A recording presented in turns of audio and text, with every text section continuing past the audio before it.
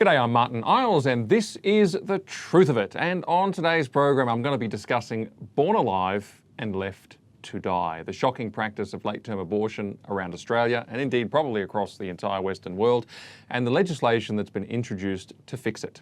Second up, we'll be going into the Biden-Harris presidency after a little over 1 month. What's the report card? How are they doing? First up, I'm going to talk about born alive and left to die. Now, when I was in Adelaide recently at the Walk for Life down there, which was huge, there was a midwife who took to the stage to tell a story. And she told us about one time when she was present during a late-term abortion. The supposedly dead baby was placed on a table and she was asked to photograph it for record-keeping purposes. But the camera flash startled that baby and it began to breathe. It was alive. And not knowing what to do, she, in fact having no power to do anything really, she put that baby into a nearby storeroom and she checked on it over the course of hours until it slowly died, alone, without medical care. Now everyone is tempted at this point to assume that that's an incredibly rare situation, it's an outlier of a case and it's a tragedy. It is not rare as we would like to think it is. Researchers at the Parliamentary Library, so this is a very credible source at the Federal Parliamentary Library, have found the data from Victoria, Queensland and Western Australia, and those are the states which keep sufficient records to identify cases like this. The other states don't. But if you take, for example, Victoria, between 2012 and 2016, so 5 years, there was 1,626 late-term abortions, of which about 200 resulted in live births. Now that is well over 10%.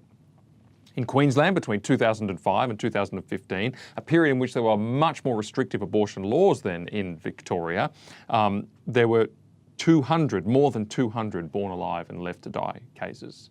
Now, as I said, Victoria is higher because it had some of the world's most liberal abortion laws up to the day and point of birth for pretty much any reason since 2008. Now, the reality is that now Queensland, New South Wales, South Australia, ACT and Tasmania have all got similar abortion legislation. And so you can imagine that the numbers have come up. Guidance from Queensland Health says to practitioners, quote, if a live birth occurs, do not provide life-sustaining treatment. Document the date and time when the end of life occurs. In other words, wait for it to die. The South Australian Attorney General's Department produced an FAQ about late-term abortion recently. This was because of the debate down there, because they've just legislated abortion to birth, and it included the following statement about what happens when a baby is born alive despite an attempted abortion. It said, quote, it is wrapped in a blanket and the mother is given the opportunity to hold the baby as it dies. Now, the midwife story I just mentioned was a lady from South Australia, and of course the mother doesn't hold the baby as it dies because she desired to abort it. It's fairly confronting, a fairly unusual thing. It usually dies by itself and that opportunity is not taken up. Now, here's the reality. I'm quite sure that if this was happening to newborn puppies or whales or wombats, the animal rights outcry would be off the charts. But strangely, and I'll never understand this, the humane treatment of animals does not always equate to the humane treatment of human beings. In fact, our case shows an upside-down view of creation, where animals are elevated above people in so many cases. And it's one of so many moral reversals that have happened in the Western mind in decades past and today. These children are living, breathing, pain-capable, capable of responding to affection. They are whole human beings, born, live, breathing. George Christensen, the Member of Parliament for Dawson in North Queensland, has had a new bill drafted to resolve this. It's called the Human Rights Children Born Alive Bill 2021. And it makes this simple change to the law. A child which is born alive is to be rendered medical care as if it were a child born alive otherwise than as a result of an attempted abortion. Because what's happening is this. A child is born alive, breathing, but it is left to die as a result of some tortured and morally despicable reasoning, namely the idea that the child is not worthy of life, not worthy of saving, not worthy of healthcare until we decide that we want that child.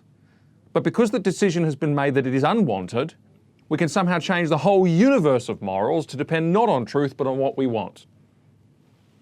It's one of many examples where we are making ourselves gods these days. And we're doing so because we want to live as we please, and we care insufficiently and inadequately about the suffering we inflict on others in the process. because we're the centre of our world. It's a diabolical lie. It's the lie of Satan, namely to be as gods, knowing good and evil, right, in Genesis. In other words, to be like God, to actually have that power to arrogate to yourself what is right and what is wrong. That's what we want to do. But let me make this point. We think we get away with this kind of thing. We think we can just kill children and go on our merry way, living for ourselves, and all's going to be well.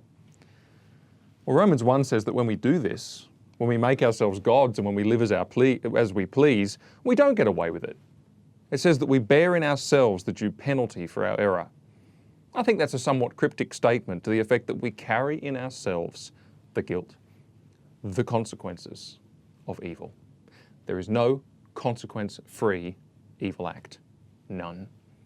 Even when we think we get away with it because we're in a modern world and we can change technology and change the rules and do as we please, we think we get away with it. We don't. And I think that people, especially women, but also often men who are involved in these decisions, when they make the tragic decision to abort, especially in a dreadful situation of a late-term abortion, they live with the scars of that for the rest of their lives, whether they like it or not. Some recognise it, they repent of it, praise God for that. There's restoration always in Christ. Others recognise it and they spiral into hopelessness and depression. Others do not recognise it, but they have, probably for the rest of their life, some giveaway behaviours. And one of those giveaway behaviours, I really think that what drives so many of these people who are so zealous in their enforcement and their promotion of freely available, carte blanche abortion to the day of birth for any reason, so much of it is to declare to the world that what they did or what they were complicit in was not wrong. And to somehow have this tortured catharsis of guilt in advancing this cause. Nothing is right simply because you did it.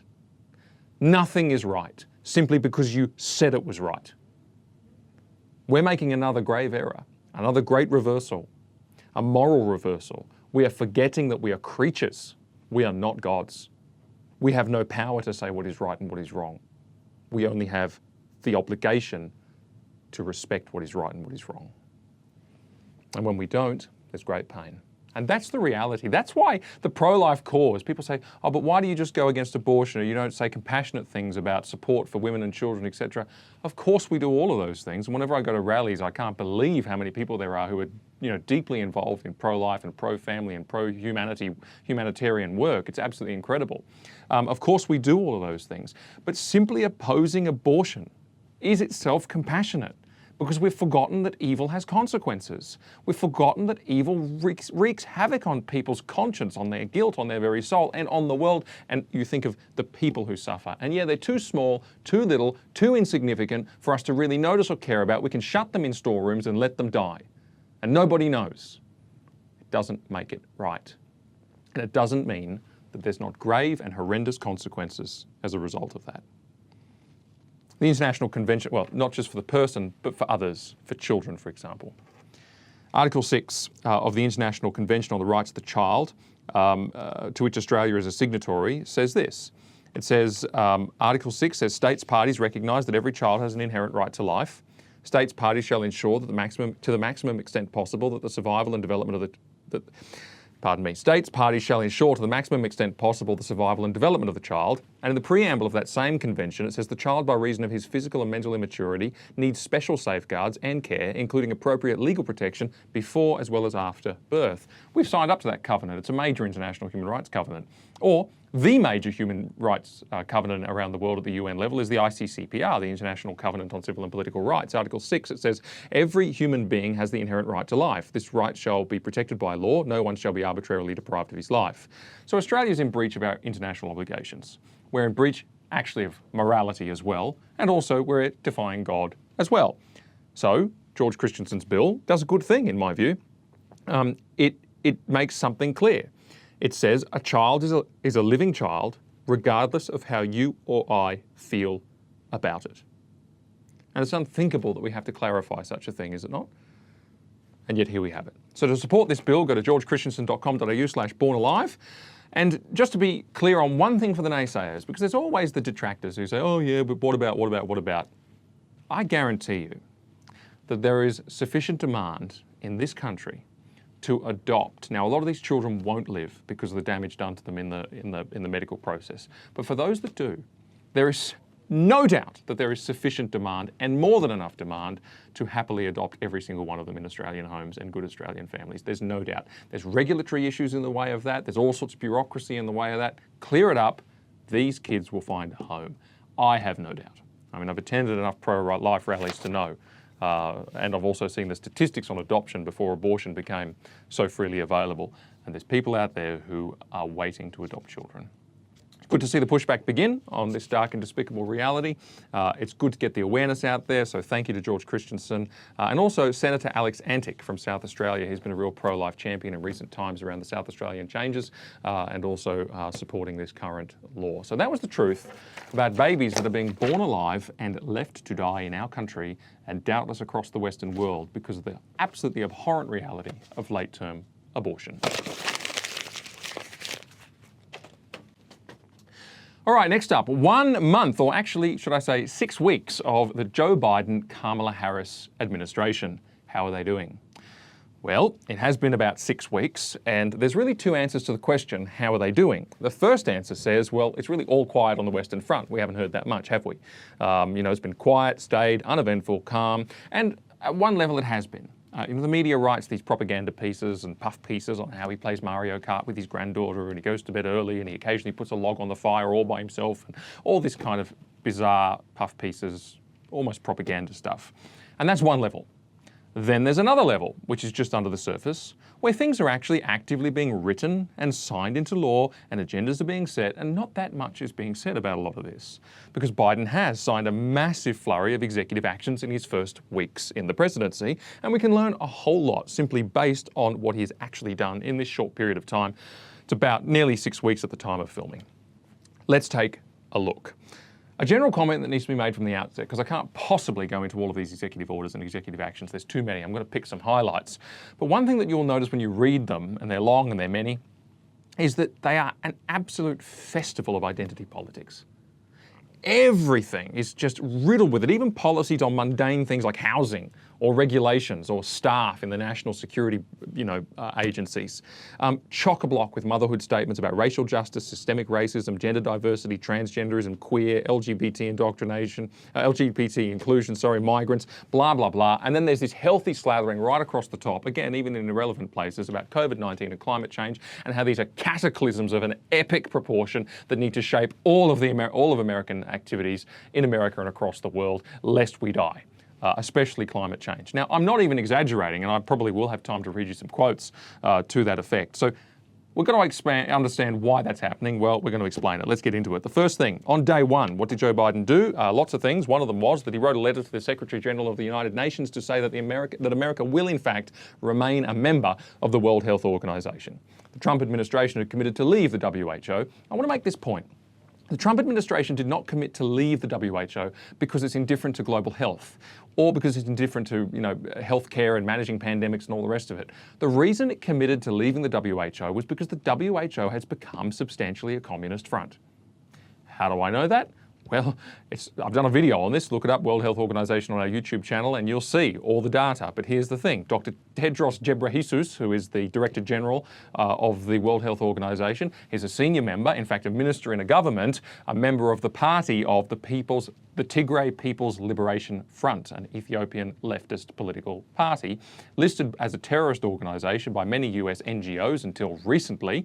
And for those who know the naming conventions of these parties, People's Liberation Front, it's a Marxist political party. It's a leftist, terrorist, extremist political party. And there's all sorts of things in his record in the health minister role and various other things which are not good. And he's China's pick for the World Health Organization. They lobbied, they got him in because he's a complete sympathizer with the communist ideals and with Marxism and all the rest of it. And what's happened, and if you watch my video, you'll see this, all that the WHO has done since the pandemic broke out is protect China, attack America.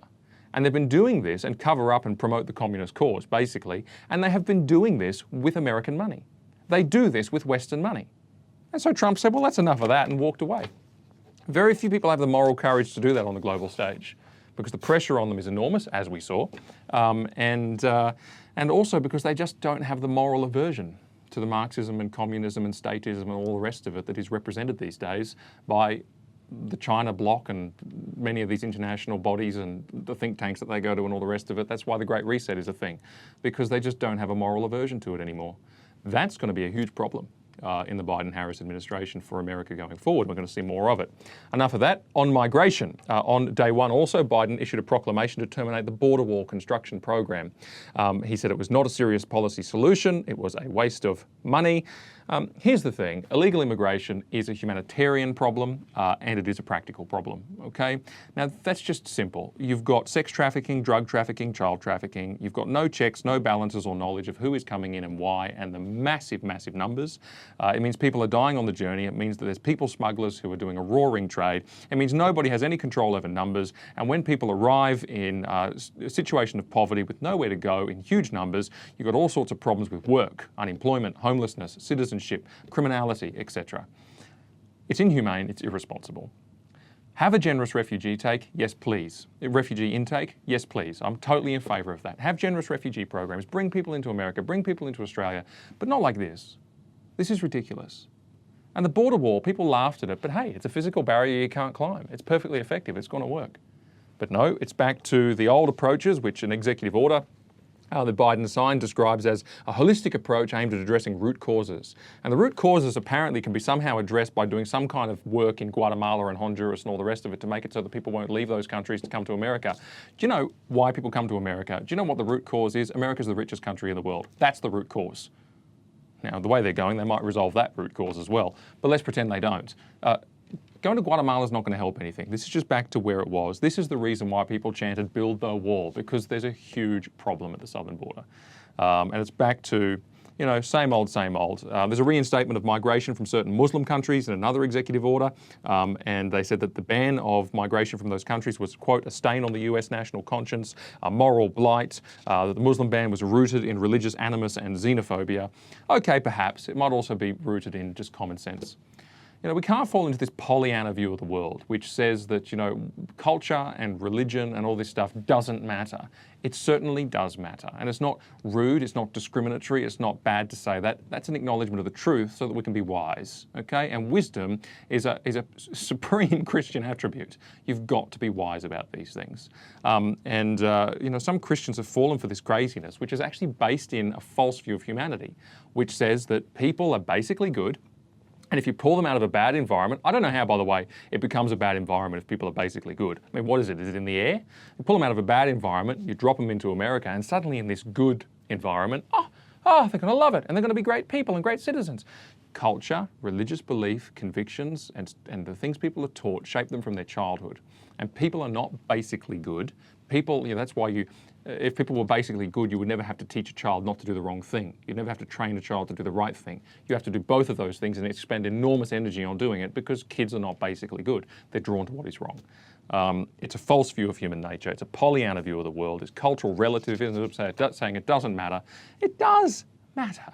It absolutely does matter. But you're going to see this where they say, oh, you know, values don't matter. What we believe isn't a thing. It's all relative, and so whatever. And it means that they'll have absolutely not the convictions to keep their own values, and they'll have not the convictions to keep bad values out. That's simply what it is. Anyway, that's a lot on refugees. Let me just quickly say one more thing, which is that there is a major expansion of the United States refugee admissions program, which I think is fine. That's completely fine. More people to come in, so long as it's within manageable limits, and so long as it's the right people coming who are going to assimilate and all the rest of it. But I want to notice the ideology. It goes on, I won't quote, there's a long quote here, but it goes on basically saying their selection process is going to be heavily geared towards people who are at risk of persecution because of their LGBT identity, especially unmarried same-sex partners, etc. It's just interesting. That's very ideological. I mean, how many unmarried same-sex partners are there in Syria? I reckon not many, right? And there might be some, and that's fine. But the reality is the most persecuted people group in the world are the Christians in that part of the world. And there's no mention whatsoever in the refugee policy of their needs and the fact that they're a minority. None whatsoever. And that's just, you know, it shows that this is ideology, not reality. It's identity politics saturated through the whole lot of these things, as I just said. Anyway, let's move on to climate. On day one, there was an acceptance of the Paris Climate Agreement, so America is back into that. An executive order was signed, restoring science, it says, to tackle the climate crisis, and promptly quotes no science whatsoever, might I add. Just makes a whole lot of political statements about science and yelling science, but doesn't say anything, doesn't quote any. And it says, in this executive order, there is an immediate pause on all activities to implement an oil and gas program in the Arctic. There is a direction to consider new regulations for emissions in the oil and gas sector. The Keystone Pipeline is cancelled, and there's other rollbacks of Trump's environmental actions. What's the result going to be? It's unlikely that the US will remain energy independent. Energy independence was a big deal. It changed a lot of people's lives in America. It made life cheaper to live. It gave industry. It gave growth. It gave jobs. And also it's a national security issue. But all of that is lost because, again, just an indifference towards the threats on the global stage at the moment, an indifference towards the need for America to be strong, a hatred of their own values, a sympathy towards the communistic and Marxist views of the world that are out there that are, putting minorities in concentration camps at the moment in China. And all that kind of stuff.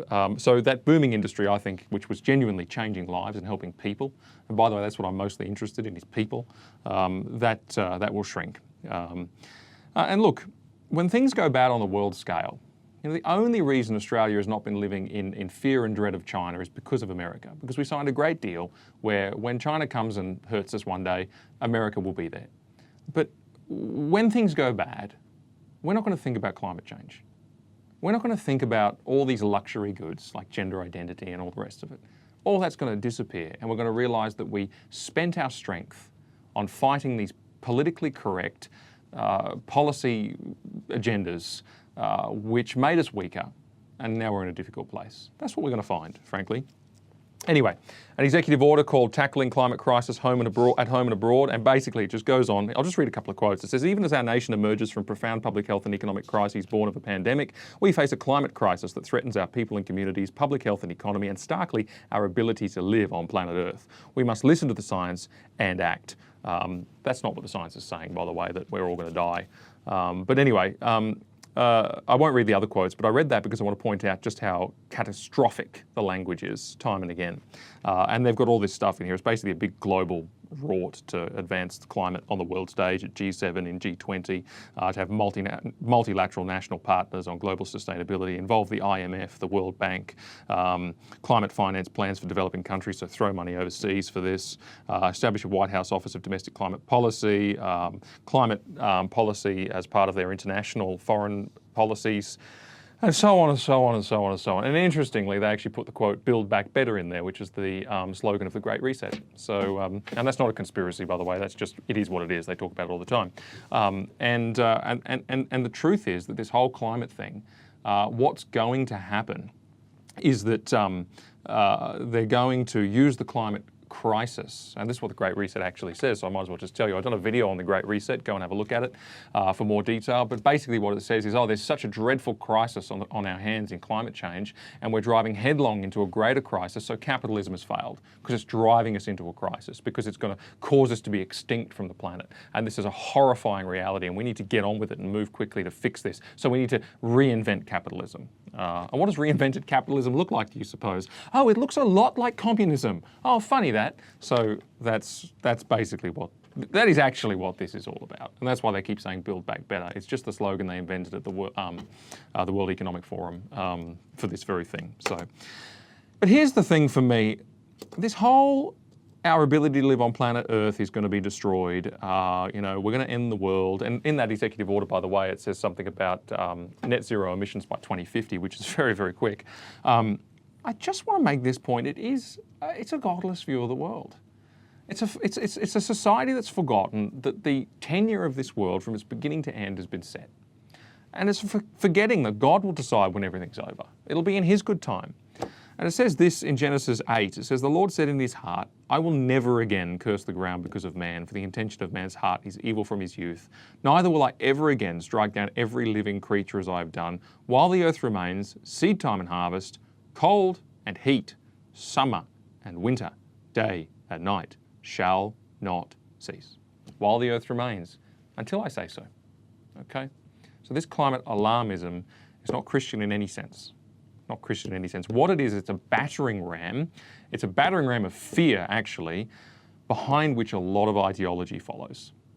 And that ideology, it's basically a cloak worn by statist, centrist, communistic efforts to weaken America, to collectivize ownership, to control people, control their lives, control industry, expand the state, and so on and so forth, in the name of averting a crisis. That's what it is. So let's get real about that. Anyway, let's move on. Quickly, life. Life is, well, there's a memorandum signed on protecting women's health at home and abroad. And what this does is a few things. Firstly, Title X funds can now go to abortion providers once again. Trump administration said that Title X, which is a family planning program for low-income Americans, the money from the federal government going to that couldn't go to abortion. That's been reversed. It's now going to abortion again. The Mexico City policy is to be rescinded. What's that? Well, the Mexico City policy basically said foreign aid money cannot go towards funding abortions, and it cannot go towards consultation about abortion and counseling on abortion, all this kind of stuff. It's got to be pro-life money. And the Biden administration acknowledges that the Trump administration ramped that up even further. They've rescinded entirely the Mexico City policy, so US foreign aid and development money is now going to abortion.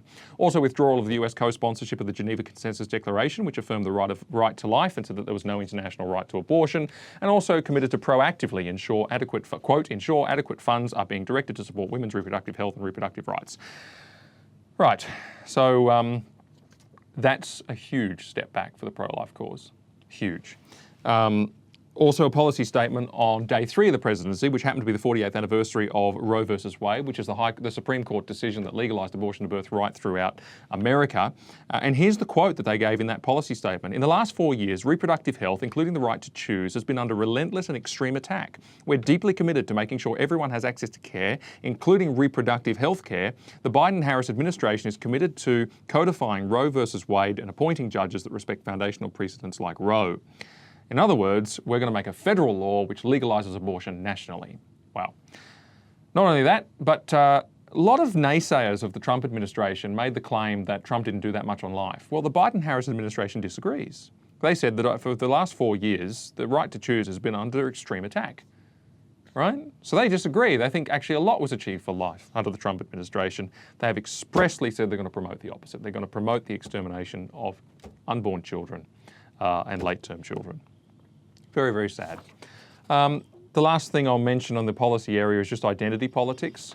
There is an executive order that does a few things, but one is that it rejects gender-based stereotypes, supports gender fluidity, supports trans women in sports. This is a huge thing. A lot of people have seen a lot of stories about trans women in women's sports, basically injuring women, winning the competitions and the records and all the rest of it. It's really pathetic.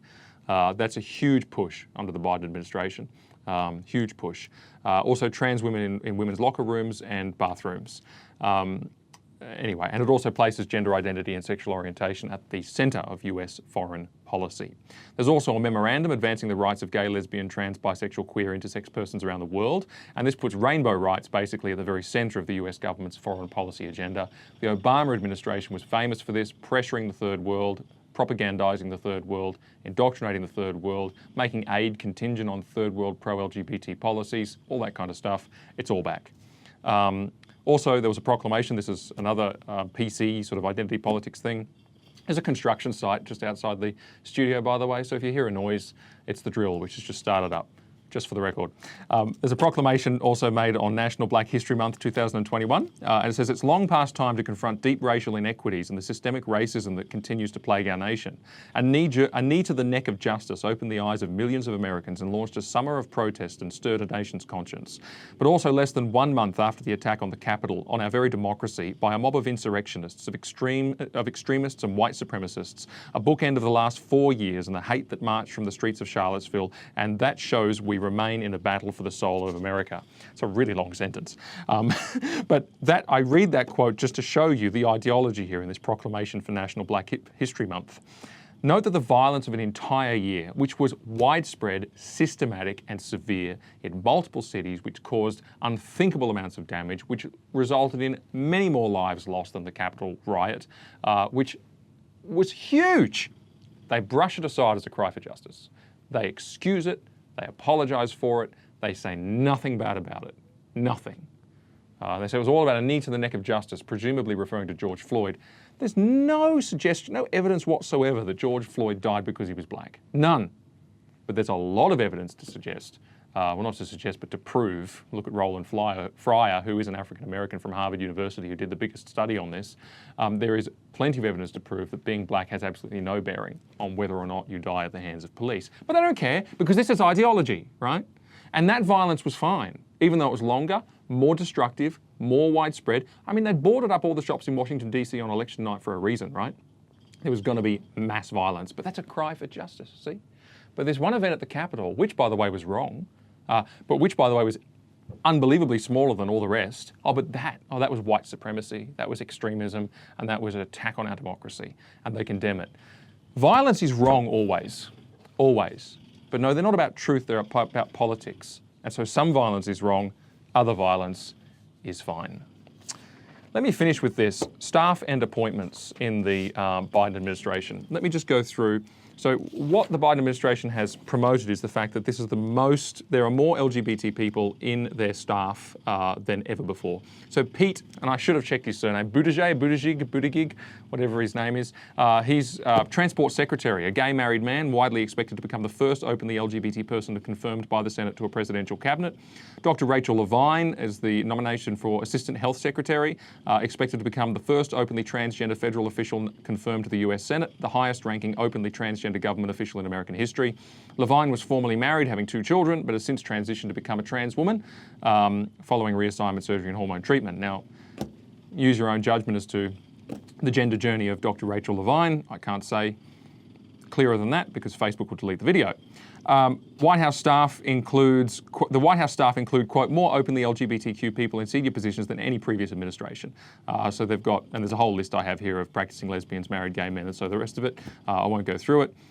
And the result of this is going to be the policies pushed in the worldview, right? What's it going to be? It's going to be very singular in its mindset and in its efforts. The Equality Act is coming, and it will make mincemeat out of religious freedom in a way America has never seen. Also, you've got Dr. Rachel Levine there talking to 3-year-olds about gender transitions.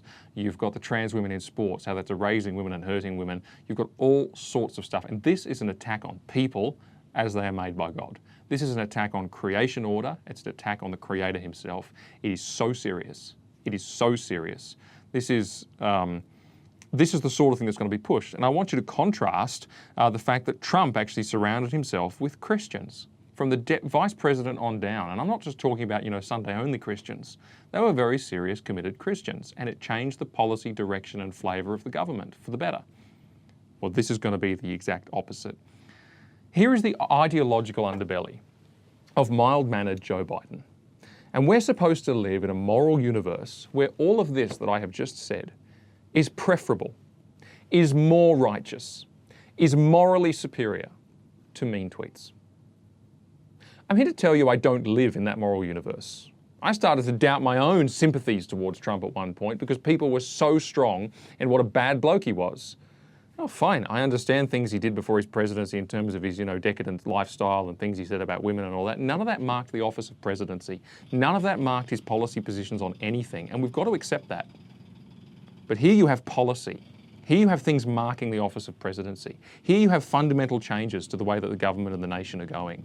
It is really serious. We're supposed to believe that a man who flagrantly pursues and legislates all this evil in 1 month is morally superior as a choice to a man who stood against it all at unbelievable odds because one of them publicly presents as mild-mannered and the other tweets in caps lock and insults some people sometimes.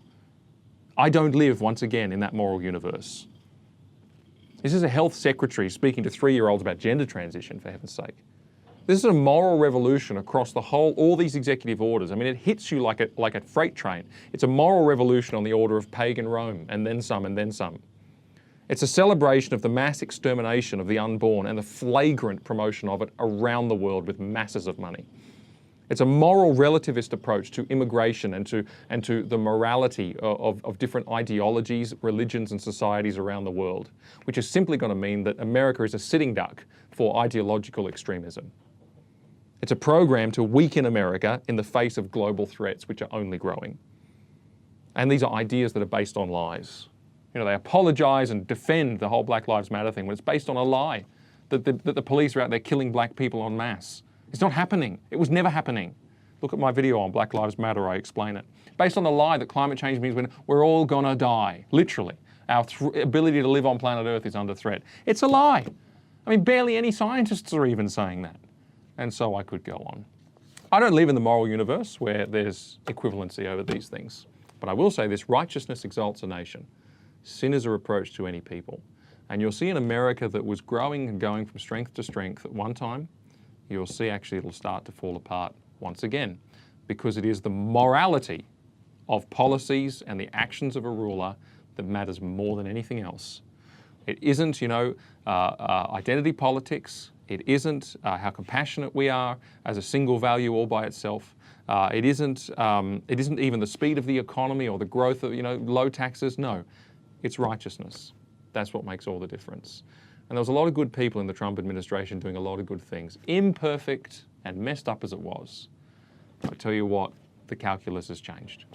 And I'm here to say once and for all that the moral calculus is not better, it is worse. But that's all my time. That was a nice long segment on my report card on the Biden and Harris administration after about 6 weeks in the presidency. There'll be more to come. But for now, I am Martyn Iles, and that was the truth of it.